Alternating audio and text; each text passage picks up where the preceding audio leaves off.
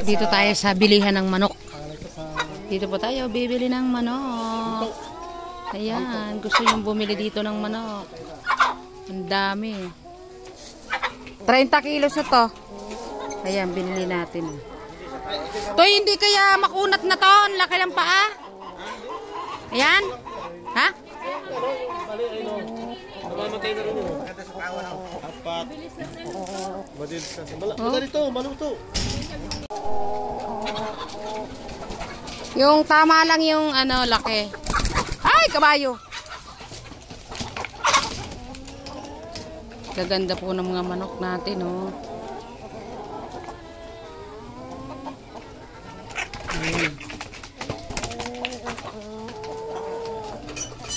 Yun. Ha? Ay! Tumatalon ka pa, ha?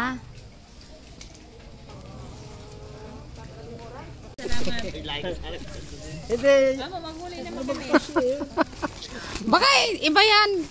Paps. Hindi sa akin. Malapit sa akin eh. Tamang manok.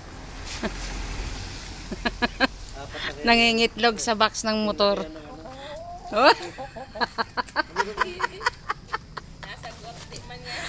Mangingitlog ka ba dyan? Ha? Mangingitlog ka? Oh.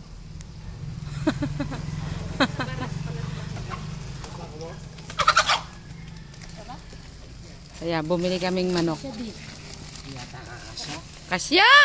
Sus! Ilang piraso to? 5 daw yan eh. 5. Pinuha nga may pilay dyan eh. Pero ganoon din ang presyo. Dapat. Naka-crepes yan. Atasan nyo lang daw.